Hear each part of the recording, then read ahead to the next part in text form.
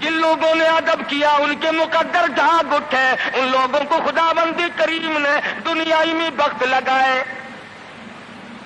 حضرت خالد بن ولید رضی اللہ تعالی عنہ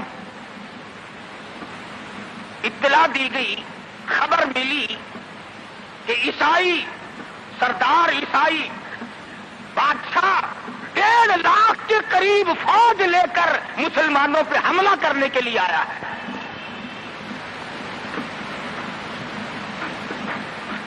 حضرت خالد بن ولید رضی اللہ تعالی عنہ کو 50-60 آدمی دیے، جاؤ بادشاہ کی فوج کا اندازہ لگا کے آؤ، تخمینہ لگا کے آؤ، اسلحہ دیکھ کے آؤ، ان کی تعداد کا اندازہ لگاؤ وہ کتنے ہیں۔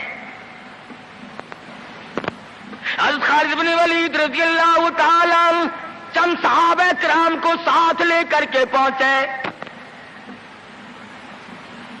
عیسائی بادشاہ کو پتا چلا، اس نے حضرت خالد بن ولید رضی اللہ تعالی عنہ کو بلایا اور کہنے لگا کہ دیکھو جنگ اچھی چیز نہیں ہے، ہم سے صلح کر لو، ہم سے صلح کر لو۔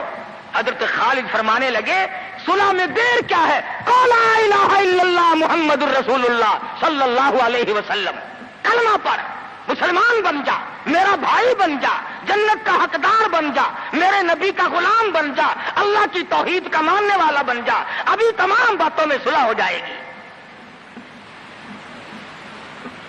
وہ کہنے لگا بڑا جلدی کلمہ پڑھا ہے، جیسے میں اکیلا بیٹھا ہوں، تو نے میری فوج دیکھی ہے؟ 1.5-2 لاکھ فوج لے کے آیا ہوں، کھا جائے گی میری فوج تمہیں۔ کلمے پڑھا رہا ہے۔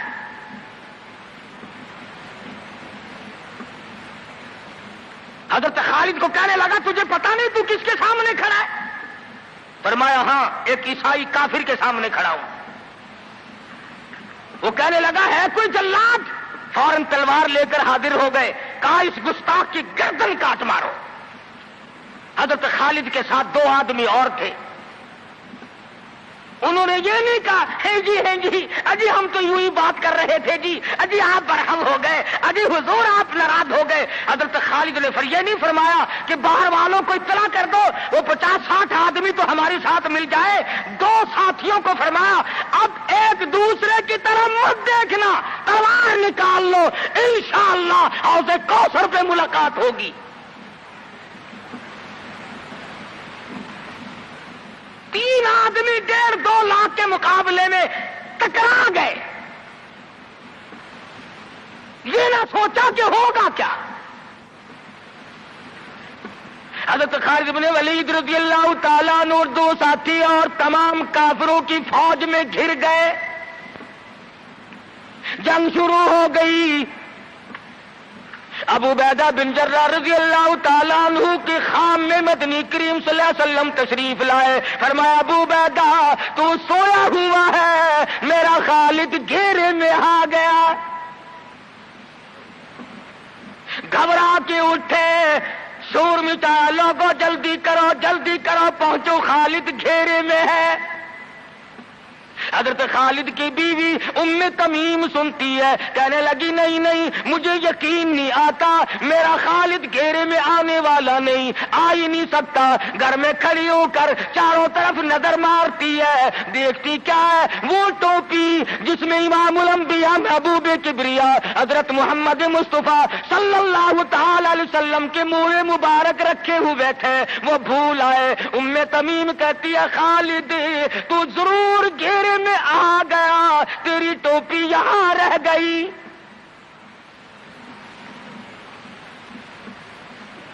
ام تمیم نے ٹوپی لے کر کے شور نہیں مچایا، کپڑے نہیں پھاڑے، چہرہ نہیں نوچا، ابو عبیدہ کے پاس نہیں آئی، بغل میں ٹوپی دبائی، برقع اوڑھا، گھوڑے پہ سوار ہوئی، تلوار لے کر گھوڑے کو سر پٹ چھوڑ دیا۔ صحابہ دیکھ رہے تھے، ارے یہ کون ہے؟ یہ کوئی جاسوس معلوم ہوتا ہے، اسے پکڑو۔ صحابہ نے گھوڑے دوڑائے، گھیرے میں لے لیا، پوچھا برقع پوش تو کون ہے؟ کہنے لگی نہ چھیڑو، خالد کی بیوی ام تمیم ہوں۔ تو کہاں چلی ہے؟ کہنے لگی میرا خالد گھیرے میں آ گیا، ٹوپی گھر پہ بھول گیا، وہ پہنچانے چلی ہوں، ہمیں دے دے ہم پہنچا دیں گے، تو عورت ذات ہے۔ کہنے لگی خالد کی جو قدر میں جانوں تم نہیں جانتے، جان دے دوں گی مگر ٹوپی کسی کو نہ دوں گی۔ نکل پڑی، آ کے دیکھا تلواریں چل رہی ہیں، گاجر مولی کی طرح آدمی کٹ رہے ہیں، حضرت خالد بن ولید بیچ میں ہے۔ ام تمیم نے تلوار نکال کر چلانی شروع کر دی، گاجر کی طرح لوگوں کو کاٹ مارا۔ خود حضرت خالد کہتے ہیں او میرے ساتھیوں، اس نوجوان کو پہچانو، اس برقع پوش کو پہچانو، اس نقاب پوش کو پہچانو، یہ کون ہے؟ جب سامنے گئی نقاب اٹھا کے کہنے لگی خالد تیری بیوی ام تمیم ہوں، یہ ٹوپی بھول آئے ہو، پہنچانے آئی ہوں۔ اور کراچی کے مسلمانوں تم نے کبھی سوچا نہیں خالد کے سر پہ نبی کی ٹوپی نہیں، جس میں نبی کے بال رکھے ہوئے تھے وہ گھیرے میں آ گئے۔ آج تیرے پاس قرآن نہیں، تو گھیرے میں ہے۔ وہ ٹوپی گھر پہ بھول آیا تھا، تو قرآن کو مسجد میں قید کر کے آیا، آج تو کفر کے لرزے میں پھنسا ہوا ہے، تو گھیرے میں ہے، تجھے کوئی نہیں نکال سکتا اللہ کے قرآن کے سوا۔ تم کتنی عسکری طاقت بڑھاؤ، تم تعداد بڑھا لو، تم چھوٹے بڑے زور لگاؤ، کتنی تم کوشش کرو، خدا کی قسم جب تک تم اللہ کا قرآن لے کر کے نہیں بیٹھتے اس وقت تک تمہارا گھیرا نہیں ٹوٹ سکتا۔ تم نے اللہ کے قرآن کو مسجد میں قید کر دیا۔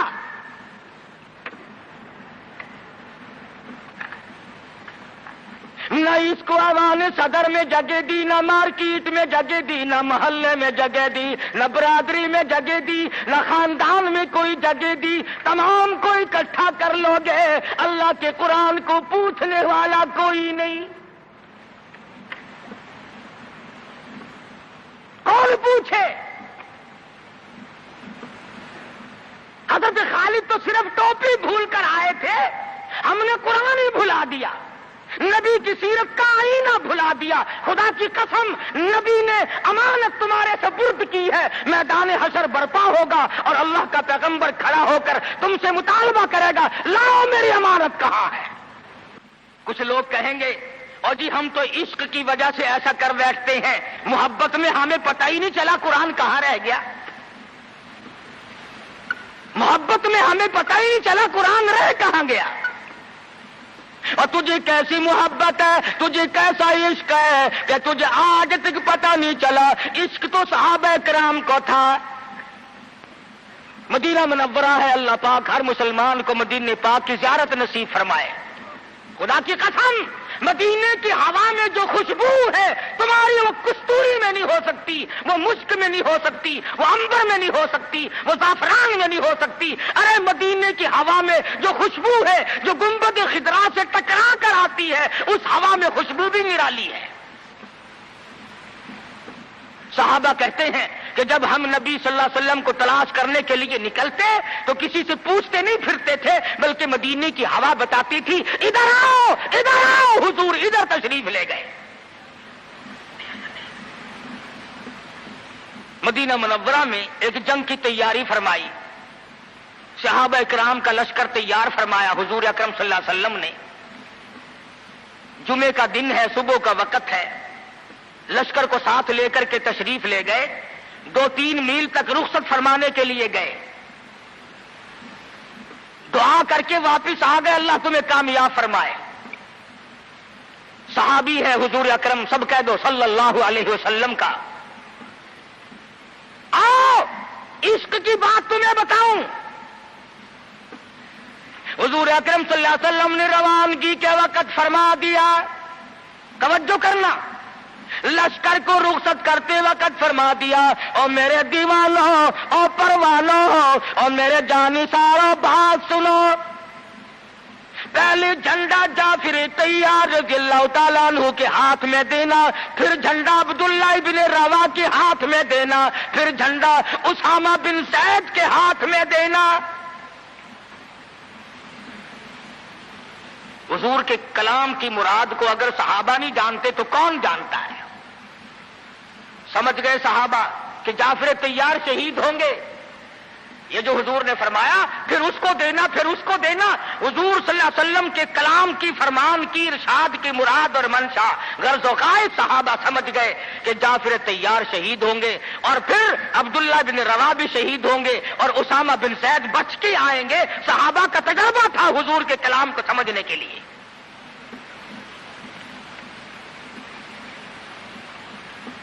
عبداللہ ابن روا رضی اللہ تعالی عنہ نے سوچا کہ تسلی تو میری ہو گئی کہ میں شہید ہوں گا، اس جنگ میں واپس نہیں آؤں گا، مگر چلو جمعے کا دن ہے، سواری میری بڑی تیز ہے، میں آخری جمعہ سرکار دو عالم صلی اللہ علیہ وسلم کے پیچھے کیوں نہ پڑھوں اور جمعہ پڑھ کے جاؤں گا، ایک مرتبہ اور اپنے آقا کا دیدار کروں گا۔ واپس مدینے میں آئے، گھر نہ گئے، بیوی بچوں میں نہ گئے، باغ و بہار میں نہ گئے، فصل باڑی میں نہیں گئے، لوگوں میں نہیں گئے، سیدھے مسجد نبوی میں تشریف لائے۔ جمعے کی نماز کے بعد مدنی کریم صلی اللہ علیہ وسلم سے سلام کیا۔ حضور نے فرمایا عبداللہ میں نے تو تجھے صبح رخصت کیا تھا لشکر کے ساتھ، تجھے صبح روانہ کر دیا تھا، تو چلا گیا تھا فوج کے ساتھ۔ عرض کیا یا رسول اللہ میرے ماں باپ قربان ہو جائیں، آپ کے فرمان سے میں نے یہ اندازہ لگایا کہ میں شہید ہو جاؤں گا، میرا یہ آخری جنگ ہے، یہ آخری جہاد ہے۔ میرے دل میں ایک بات آئی، آج جمعے کا دن ہے، اپنے آقا کے پیچھے جمعہ بھی پڑھوں، آخری جمعہ پڑھوں اور آخری دیدار کر کے جاؤں۔ اب تھوڑے سے مجھے آپ بول کے بتائیں عبداللہ ابن رواح کا یہ عشق ہے کہ نہیں؟ کوئی ڈر کی بات نہیں، کوئی خوف کی بات نہیں، بیوی بچوں کی محبت نے نہیں کھینچا، باغوں کو دیکھنے نہیں گیا، بچوں سے ملاقات کے لیے نہیں گیا۔ ارے حضور کا عشق ہے، کہتا آخری جمعہ، آخری دیدار، آخری ملاقات۔ اور عرض کیا میرے آقا میں اپنے ساتھیوں کو جا ملوں گا، میری سواری بڑی تیز ہے۔ امام الانبیاء محبوب کبریا حضرت محمد مصطفیٰ صلی اللہ علیہ وسلم کا چہرے انور سرخ ہو گیا۔ فرمایا عبداللہ تو ساتھیوں کو نہیں مل سکتا، نہیں مل سکتا، جب تیرے ساتھی جنت میں جائیں گے 500 سال بعد میں بہشت میں جا سکے گا۔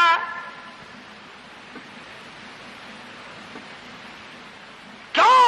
اس لیے چاہے تم عشق کے تحت آئے، محبت کی وجہ سے آئے، جذبے کی وجہ سے آئے، جمعے کے لیے آئے، میرے دیدار کے لیے آئے، میری ملاقات کے لیے آئے، جب میں نے رخصت کر دیا تھا میرے حکم میں تاخیر کیوں کی؟ پتہ چلا عشق بھی وہ مقبول ہے جو حضور کی غلامی کے اندر اندر ہو۔ غلامی سے باہر جو عشق ہے وہ عشق نہیں، وہ فریب ہے، وہ دجل ہے۔ آج آپ دیکھ لیں، نام دیکھو، شکل دیکھو، نام ہوگا عاشق رسول اور شکل دیکھو تو خدا کی قسم بالکل ایسا معلوم ہوگا جیسے اندرا کا بھتیجا ہو۔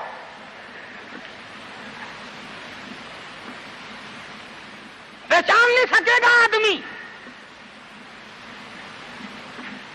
کیا کر سکتا ہے آدمی شکل میں؟ صورت نہیں، سیرت نہیں، لباس نہیں، اخلاق نہیں، کردار نہیں، تمام چیزوں کا تختہ نکال کے رکھ دیا ہے۔ اور آج قوم اسی وجہ سے مصیبتوں سے دوچار ہے، وہ نرغے میں پھنسی ہوئی ہے، وہ نکل نہیں سکتی، وہ سہارا ڈھونڈ رہی ہے مادی قوت کا۔ حضور ناراض ہو گئے صلی اللہ علیہ وسلم۔ صحابی کہتے ہیں میں چاہتا تھا زمین پھٹ جائے، مجھے لقمہ بنا کر نگل جائے۔ صحابی کہتا ہے مجھے زندگی تلخ لگنے لگی، ہائے میرے آقا مجھ سے ناراض کیوں ہو گئے؟ عبداللہ بن روا تشریف لے گئے، گھر پھر بھی نہیں گئے، بال بچوں میں پھر بھی نہ گئے، اور جا کر کے جہاد میں شریک ہو گئے۔ 3 دن گزر گئے، کوئی چیز حلق میں نہ گئی، کمر سیدھی نہیں ہو سکتی تھی، جنگ سخت تھا، لڑائی شدید تھی، تلواریں چل رہی تھی۔ عبداللہ بن روا فرماتے ہیں مجھے بھوک لگی، سیدھا کھڑا نہیں ہو سکتا تھا، مجھے یاد آیا میرے تھیلے میں گوشت کے خشک ٹکڑے موجود ہیں، میں ان کو منہ میں لے کر ذرا چوسنے لگا، مجھے مدینے کا باغ یاد آیا، مجھے بیوی یاد آئی، مجھے اولاد یاد آئی۔ اے نبی کے دیوانے کا طرز زندگی دیکھ۔ صحابی کہتا ہے میں نے انگلی حلق میں ڈال کر وہ بوٹی باہر نکال دی، کہا اچھا میں تجھے کچھ کھانے کے لیے دینے لگا ہوں تو یہاں بیٹھ کر گھر یاد آیا، کھڑے ہو گئے اور فرمانے لگی اور میری بیوی اور تمہیں طلاق ہو، اور میرے باغ بہار جاؤ، اسلام کے لیے وقف ہو تم، آج کے بعد میرے نہیں۔ کسی نے پوچھا کیا کہہ رہے ہو؟ فرمایا ہاں ہاں، نقشہ سامنے کیوں آیا؟ آخری وقت میں دنیا کا نقشہ میری آنکھوں میں کیوں کھینچا؟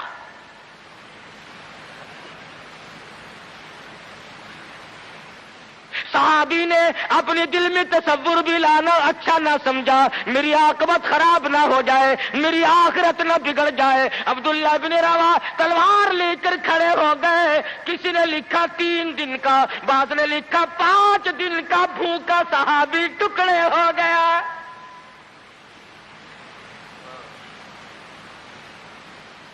یہ تھا عشق جسے عشق کہا جاتا ہے، لیکن حضور کی اندازہ لگاؤ حکم میں تاخیر کی وجہ سے 500 سال بعد کو بہشت میں جا سکے گا، اور جنہوں نے حضور کے احکام کو سرے سے ٹھکرا دیا، سرے سے ماننا ہی نہیں، انکار کر دیا، اب یہ فیصلہ تم کرو، اب یہ فتویٰ تم دو کہ وہ جنت میں کب جائیں گے۔